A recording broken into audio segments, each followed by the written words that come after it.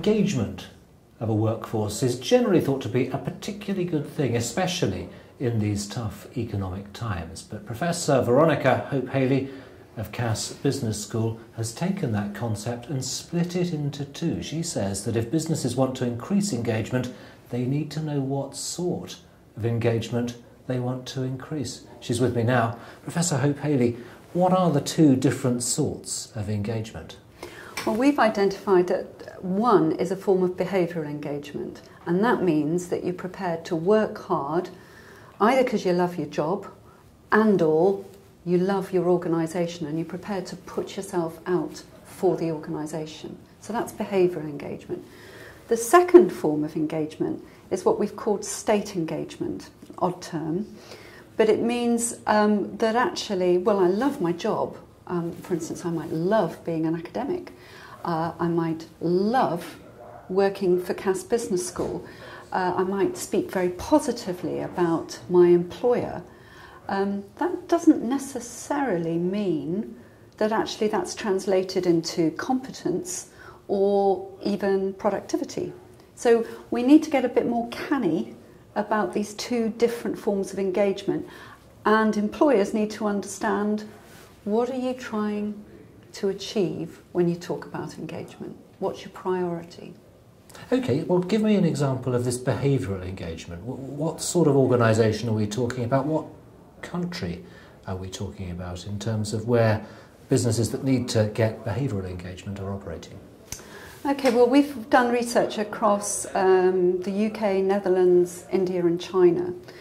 Now, interestingly, in India and China, behavioural engagement, working hard, working long hours, is not really an issue for the divisions based in India and China. People are already working extremely long hours. However, in some of the developed economies, actually, it might be to stay competitive, you actually do want more behavioural engagement from your workforce.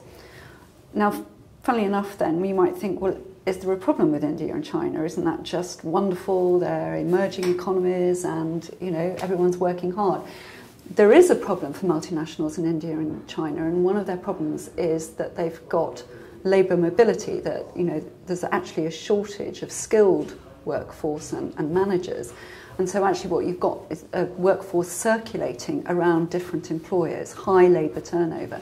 So actually in an Indian-Chinese context, what multinationals are trying to do is actually encourage state engagement. So I love my organisation, I love my employer, I love my job, and despite the allure of another employer down the road and potentially a promise of more money, actually I'm going to stay with these people.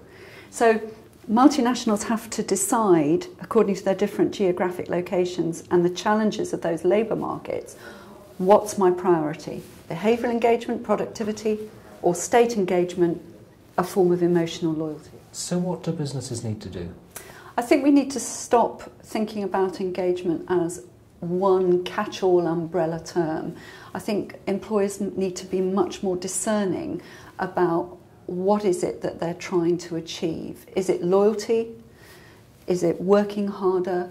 And then understand the different drivers that deliver those things, and understand that those drivers will look different in different geographic locations. I think that's the important thing for employers.